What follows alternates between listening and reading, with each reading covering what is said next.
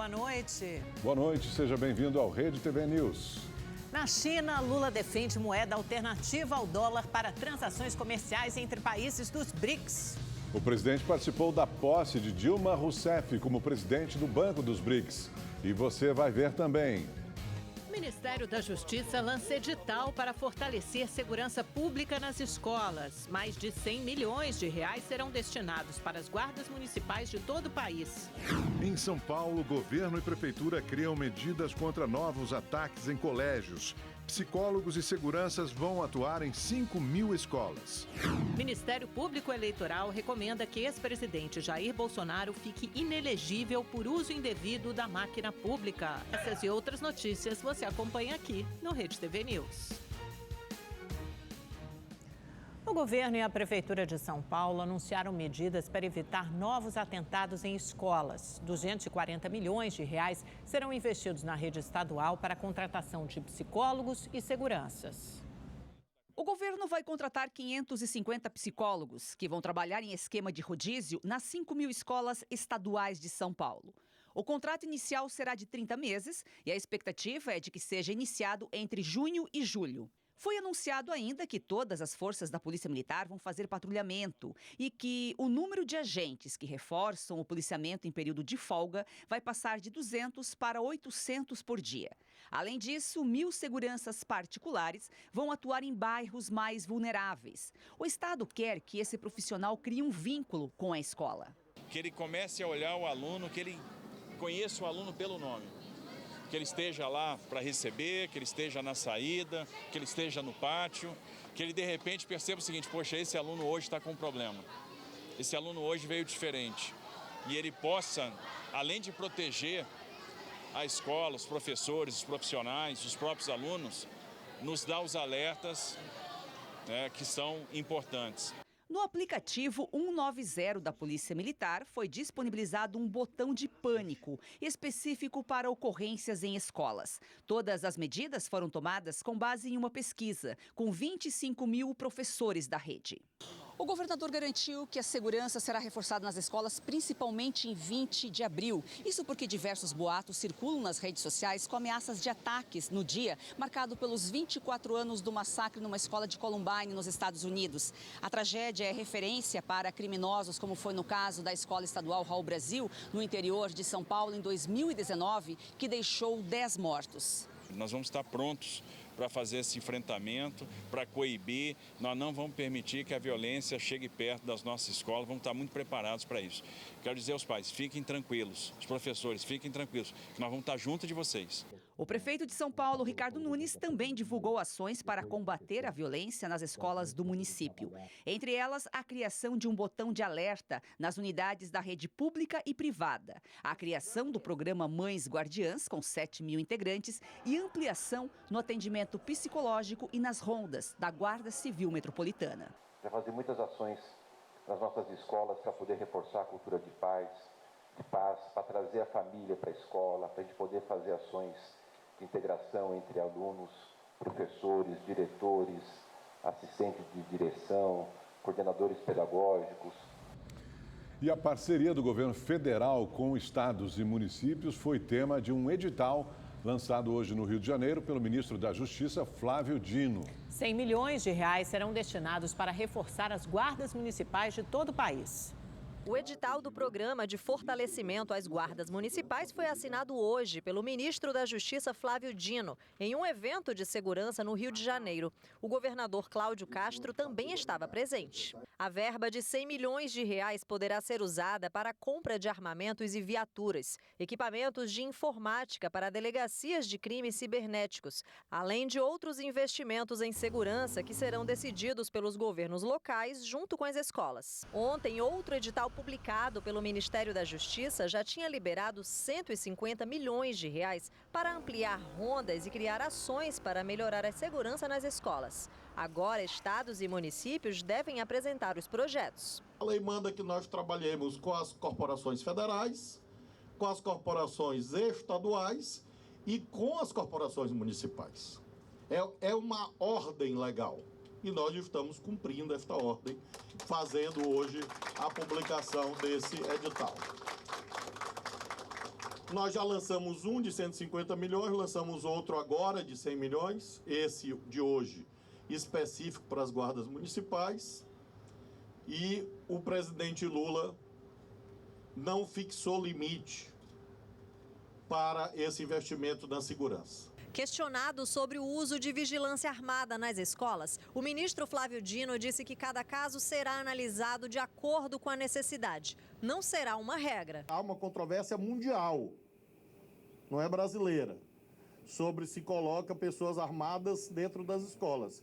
Nós não vamos decidir isto sozinhos.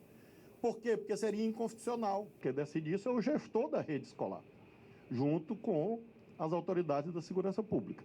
Esse é o sentido do edital.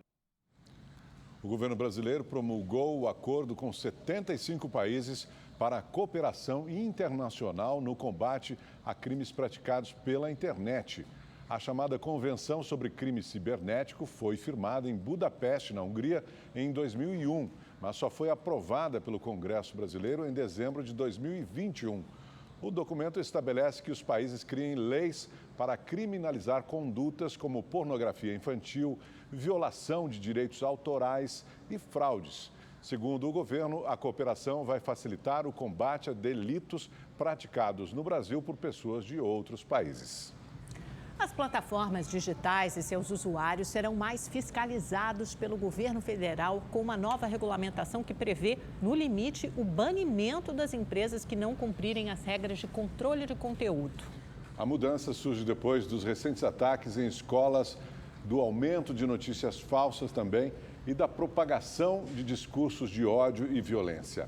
Usuários que compartilharem ameaças de ataques e conteúdos de violência nas escolas e forem identificados pelo governo terão seus perfis excluídos nas redes sociais. A liberdade de expressão é um direito individual, garantido na Constituição, mas ele não é um direito absoluto. A partir do momento que ele coloca em risco ou possa gerar um dano a outra pessoa, a terceiros, ele tem que ser coibido. A ação atende às novas medidas anunciadas pelo Ministério da Justiça, que estabelecem multa de até 12 milhões de reais às plataformas que não atenderem às solicitações das autoridades em casos semelhantes. Em situações extremas, as empresas poderão ter as atividades suspensas e até serem banidas no país. As ações estão amparadas no Código de Defesa do Consumidor. Pelo Código de Defesa do Consumidor, qualquer prestador de serviço tem que se responsabilizar pela qualidade do serviço prestado. Então, nada mais natural que elas sejam responsabilizadas sim pelo conteúdo que é postado. As postagens violentas devem ser excluídas pelas plataformas em até 2 horas. O prazo é o mesmo fixado pelo Tribunal Superior Eleitoral para a remoção de conteúdos ilícitos na campanha do ano passado. Os usuários identificados que fizerem incitação à violência contra instituições de ensino serão impedidos de criar novos perfis. É muito importante que os pais observem o conteúdo que os filhos estão tendo acesso na internet, né? A gente não tem que proibir o acesso à internet, mas a gente tem que monitorar este acesso. As plataformas serão obrigadas também a compartilhar com as autoridades de segurança pública dados que ajudem a identificar os autores de ameaças. O rastreamento é feito com base no registro de identidade de cada perfil e também de computadores e celulares. As informações serão repassadas a delegados das polícias federal e civil. A partir dessa informação, a polícia consegue rastrear a máquina, o aparelho e chegar até a pessoa autora daquela mensagem. O Ministério dos Direitos Humanos e Cidadania criou um canal específico no Disque 100 para receber denúncias sobre violência em escolas. O denunciante não precisa se identificar, mas é importante fornecer dados como o local das ameaças e, se possível, informações sobre o suspeito. Em caso de ambientes virtuais, devem ser informados os meios utilizados para ameaça, como site e rede social. Além do Disque 100, o Ministério disponibilizou o WhatsApp, anote aí, 996110100, 996110100. Nele, as denúncias podem ser feitas por mensagens de texto, áudio, fotos ou até mesmo chamada de vídeo com a utilização de Libras, que é a língua brasileira de sinais. E o presidente da Câmara dos Deputados, Arthur Lira, confirmou que vai colocar em votação até o fim deste mês o projeto de lei das fake news. A repórter Maria Ferreira tem as informações para a gente, direto de Brasília. Boa noite para você, Maria. Já tem data para essa votação? O plano de Lira é votar esse projeto nos dias 26 e 27 de abril, viu, Augusto? Boa noite para você, para a Amanda e para todos que nos acompanham. Esse projeto está parado na Câmara desde que ele foi aprovado no Senado em junho de 2020. A última movimentação dele foi em abril do ano passado, quando os deputados negaram a tramitação em regime de urgência. O projeto de lei tem a relatoria do deputado Orlando Silva, do PCdoB de São Paulo. O texto cria medidas de combate à disseminação das fake news, tanto nas redes sociais como também nos serviços de mensagens privadas. Ele prevê a transparência das redes e a responsabilização das empresas pelos conteúdos impróprios. Além disso, ele estabelece sanções para quem descumprir essas determinações. O texto ainda estende a imunidade parlamentar para o ambiente digital. O Marco Civil da Internet, que está em vigor desde 2014, não trata da responsabilidade das plataformas digitais sobre os conteúdos que são postados. A alegação é que isso afetaria a liberdade de expressão dos usuários, mas especialistas reforçam a urgência de discutir novamente esse tema, já que essas redes ganharam uma proporção muito maior do que há 9 anos atrás, em 2014. E o PL, então, seria uma forma de combater o financiamento e também o impulsionamento de desinformação na internet. Eu volto com vocês. Obrigada, Maria. Um exemplo agora é a apologia a ataques em escolas, né? A necessidade de regulamentar o uso das redes sociais. Voltamos em 30 segundos. O Ministério Público Eleitoral recomendou que o ex-presidente Jair Bolsonaro fique inelegível por 8 anos. Bolsonaro é acusado de usar a máquina pública para atacar as urnas eletrônicas e a credibilidade do processo eleitoral. O julgamento está previsto para o início de maio. O TSE analisa uma ação movida pelo PDT. O partido alega que Jair Bolsonaro, enquanto presidente, usou o cargo e a máquina pública para disseminar informações falsas sobre o processo eleitoral. Em julho do ano passado, o ex-presidente se reuniu com 70 embaixadores e, sem provas, afirmou que o sistema eletrônico do Tribunal Superior Eleitoral foi invadido por hackers e que, por isso, as urnas estavam suscetíveis a ataques. A reunião foi transmitida pelos canais oficiais do governo federal. O PDT pede a inelegibilidade de Bolsonaro. O Ministério Público Eleitoral concordou com o partido e recomendou que o ex-presidente fique impedido de disputar eleições por 8 anos, a contar do pleito eleitoral de 2022. Segundo este especialista em direito eleitoral, o inquérito pode dar margem para investigações também no âmbito penal. É possível abrir inquéritos, investigações para verificar se essas atitudes, além desse ilícito eleitoral, além desse abuso de poder político, podem também se manifestar como outros crimes. Em fevereiro, o corregedor-geral eleitoral, ministro Benedito Gonçalves, que é relator da ação, atendeu a outro pedido do PDT e anexou no inquérito as investigações sobre a minuta golpista encontrada na casa do ex-ministro da Justiça de Bolsonaro, Anderson Torres. O documento sugeriu estado de defesa no TSE, com o objetivo de que o ex-presidente continuasse no poder. Então, isso acarreta uma mudança no jogo político, uma diminuição do poder do ex-presidente como líder da oposição, no sentido de pré-candidato à presidência da República, e embaralha o próprio jogo da direita, ou seja, da oposição, para a sucessão de 26. A defesa de Bolsonaro disse que ele apenas fez o uso do direito de liberdade de expressão durante a reunião com embaixadores. O ministro Alexandre de Moraes deu 5 dias para a Procuradoria-Geral da República se manifestar sobre o pedido de soltura de Anderson Torres. O ex-ministro da Justiça e ex-secretário de Segurança Pública do Distrito Federal é acusado de omissão no caso dos ataques de 8 de janeiro em Brasília. Na segunda-feira, os advogados de Anderson Torres pediram que ele responda em liberdade com o uso de tornozeleira eletrônica. A defesa alegou que a mãe do ex-ministro está com problemas de saúde e que ele queria ficar ao lado dela. A decisão de Alexandre de Moraes virá após a resposta do Ministério Público, mas não há prazo para decidir. A Comissão de Ética da Presidência da República decidiu punir o ex-ministro da Educação, Abraham Weintraub. Em 2019, Weintraub declarou sem provas que as universidades federais tinham plantação de maconha. A comissão também puniu o ex-secretário de Cultura, Mário Frias. Em 2021, Frias usou um termo racista num comentário sobre o historiador negro Jones Manuel. A punição do Conselho de Ética fica marcada no currículo. Ela não impede uma eventual contratação no poder público, mas pode atrapalhar.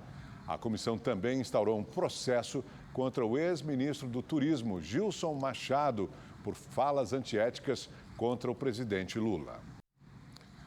O presidente Lula foi incluído na lista da revista americana Time como uma das 100 pessoas mais influentes do mundo em 2023. Ele aparece na seção de líderes, ao lado de nomes como o presidente dos Estados Unidos, Joe Biden, e do ministro alemão Olaf Scholz. O texto dedicado ao presidente brasileiro foi escrito pelo ex-vice-presidente americano Al Gore, que descreveu Lula como um líder da causa ambiental. Hora de conversar com o nosso comentarista de política, Kennedy Alencar, ao vivo. Oi, Kennedy, tudo bem? Boa noite. Nos explique por que o Lula considera tão importante que os BRICS, os países dos BRICS, negociem outras moedas que não o dólar. Não necessariamente o dólar, né? Que possam negociar no yuan ou qualquer outra moeda. Olá, Amanda, tudo bem? Boa noite para você, boa noite para o Augusto, para quem está nos assistindo. Amanda, porque é do interesse brasileiro aumentar a influência no mundo. Negociar diretamente na moeda que a gente tem, no real, facilita as exportações, as importações e cria uma alternativa ao dólar, que ela é a moeda de reserva e de troca internacionalmente. Isso afeta, por exemplo, o sistema de sanções. Se os Estados Unidos querem aplicar uma sanção contra um país que tem reserva em dólares, se você tem moedas alternativas, a moeda do BRICS seria uma alternativa, isso diminui o poder americano. Ou seja, a chamada Pax Americana, que é a hegemonia americana na política, na economia e militar desde a Segunda Guerra Mundial, ela está ameaçada pela ascensão da China e de outros países desse mundo mais multilateral. O BRICS hoje ele tem um peso mais ou menos equivalente ao do G7. Se você somar as economias do Brasil, da Rússia, da Índia, da China e da África do Sul, isso tem peso do ponto de vista global para fazer uma competição com a União Europeia e também com os Estados Unidos. Então, ter uma moeda do BRICS é uma coisa. Esse é um projeto mais difícil e o Lula vai tratar disso na cúpula dos BRICS na África em agosto. Outra coisa é esse sistema para facilitar o comércio entre Brasil e China, em que você faz as trocas de exportação e importação em real e em yuan. Agora, Kennedy, levando em conta aí o parecer, da Procuradoria-Geral Eleitoral, quais são as chances de o Tribunal Superior Eleitoral considerar Bolsonaro inelegível? Augusto, as chances são altíssimas.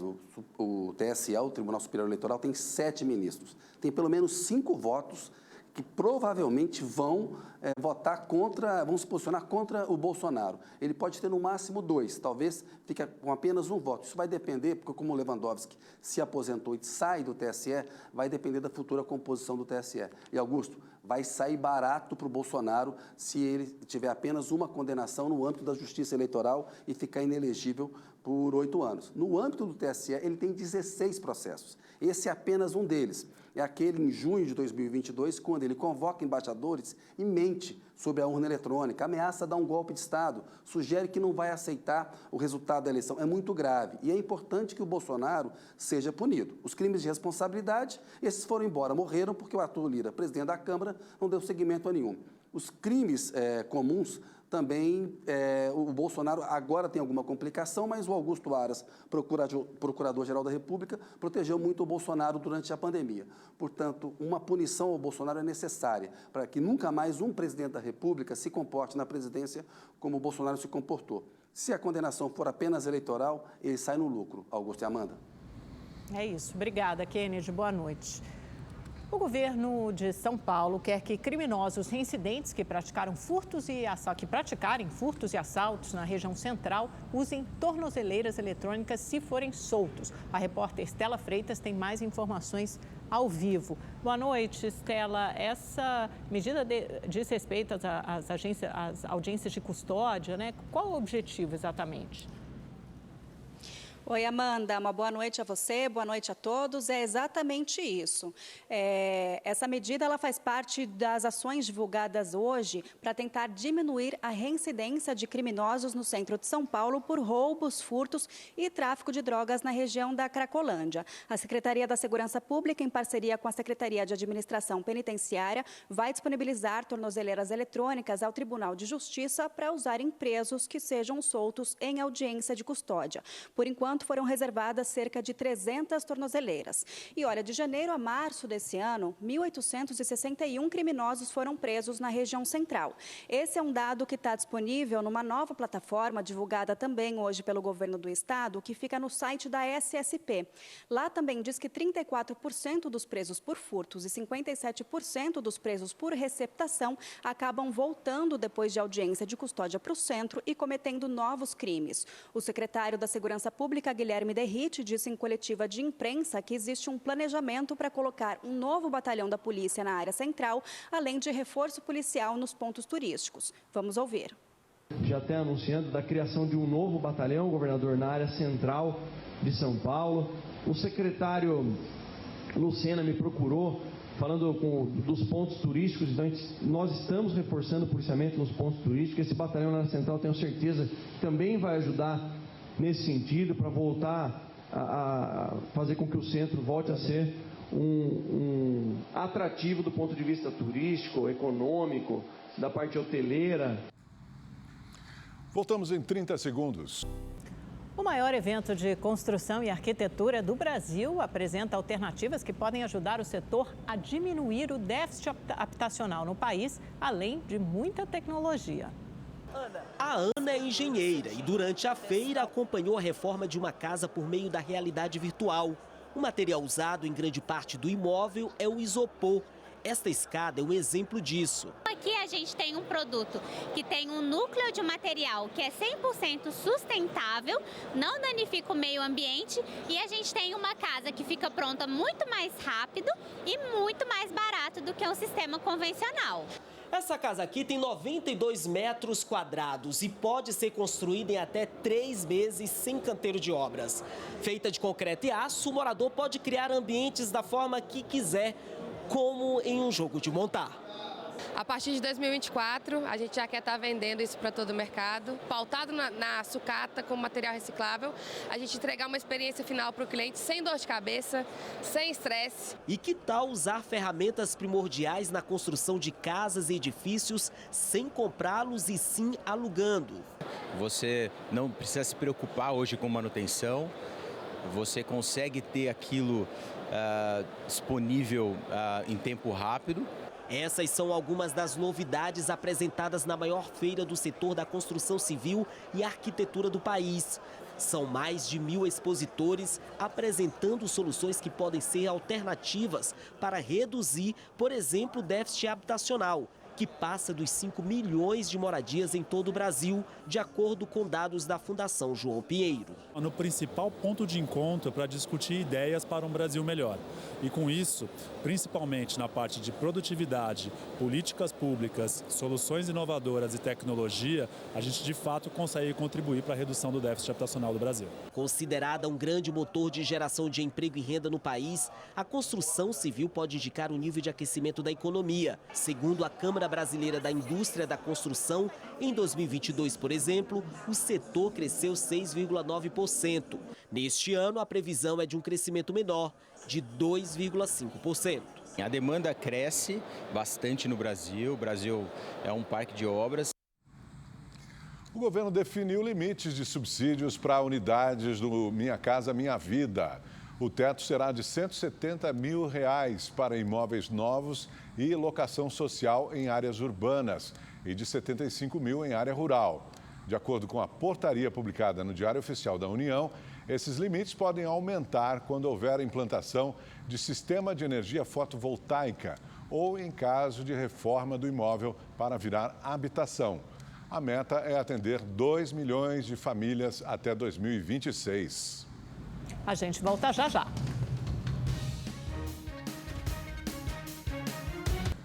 No programa É Notícia, que vai ao ar hoje, às 11h45 da noite, Kennedy Alencar entrevista o ministro do Desenvolvimento Agrário e Agricultura Familiar, Paulo Teixeira. Na entrevista, o ministro falou sobre as medidas que o governo federal vai adotar para coibir e extinguir a prática de grilagem no Brasil. Daqui para frente, nós entramos, acabou esse programa sem que tenha uma vistoria no local para saber se a pessoa mora, etc. Estava havendo um processo de grilagem de terras públicas pelo governo passado, né, e que não tinha nenhuma condição de acontecer. E o que for irregular nós vamos rever. Nós tem inclusive onde achar irregularidade vai rever. Nós vamos rever. Não pode ter irregularidade no nosso governo. Então nós vamos acabar com esse programa de grilagem. Nós agora vamos restabelecer com o presidente Lula uma Câmara de destinação dessas terras. Então a terra pública agora ela vai ser discutida com o Ministério do Meio Ambiente. Onde é que tem que criar parques? Com o Ministério do Desenvolvimento Agrário. Onde é que você tem que fazer novos assentamentos? Enfim, nós queremos agora organizar. Ao É Notícia, o ministro Paulo Teixeira destacou a importância de Lula para a defesa da democracia. A defesa da democracia, né? Nos primeiros 8 dias, houve um ataque sem precedentes à democracia brasileira que destruíram as sedes do poder, dos poderes, né? Destruir o Palácio do Planalto, a sede do Congresso Nacional e do Supremo Tribunal Federal. Tentativa de golpe. Tentativa de golpe. E o presidente Lula agiu com muito rigor e segurou a democracia brasileira. E hoje essas pessoas estão respondendo criminalmente, um ex-ministro da Justiça preso, não é? E cada dia fica mais claro que eles operaram para fraudar as eleições naquele dia das eleições, bloqueando, principalmente em estados onde o presidente Lula teve grande votação, eles tentaram bloquear a chegada dos eleitores às urnas. O programa completo você acompanha hoje às 11h45 da noite. As fortes chuvas têm mudado a realidade hídrica do Ceará. 63 açudes atingiram o nível máximo e alguns chegaram até mesmo a transbordar. É um recorde nos últimos 12 anos. O aposentado Luciano Macedo mora perto de um açude em Itaitinga, na Grande Fortaleza. Para ele, o reservatório quase cheio é sinônimo de peixes. Beneficia porque tem de tudo, né? Dentro do açude você tem a pescaria, tem o que quiser arranjar, né? Em Caririaçu, no interior, a comemoração foi geral. O açude São Domingos II transbordou. O feito, que não acontecia há 14 anos, foi recebido com festa pelos moradores. O açude cheio significa água para o município por pelo menos 2 anos.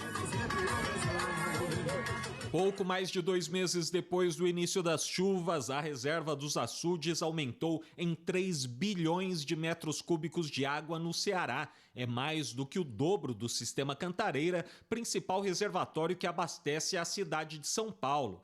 A reserva atual atingiu praticamente a metade da capacidade dos 157 reservatórios do estado. A quantidade de açudes no nível máximo ainda deve aumentar nos próximos dias. 9 reservatórios já ultrapassaram 90% da capacidade. Entre eles, esse aqui, o Açude do Gavião, que fica na região metropolitana de Fortaleza. A situação é muito confortável nas regiões de Coriaú, Baixo do Jaguaribe e Litoral, com nível acima de 95%.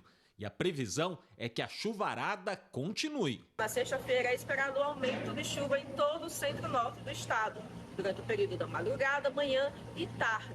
Essa tendência deve continuar ao longo de toda a sexta-feira. É esperado também alguns acumulados de chuva também ao período da noite. O motivo dessas chuvas se deve à proximidade da zona de convergência intertropical.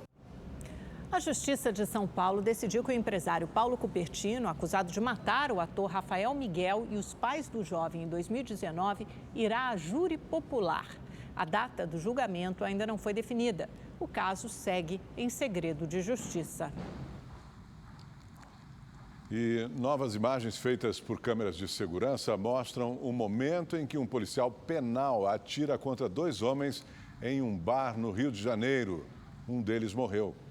O bar está lotado. O policial penal Marcelo de Lima é um dos clientes. De repente, as imagens mostram o clarão dos disparos. O cinegrafista Tiago Leonel Fernandes da Mota cai no chão.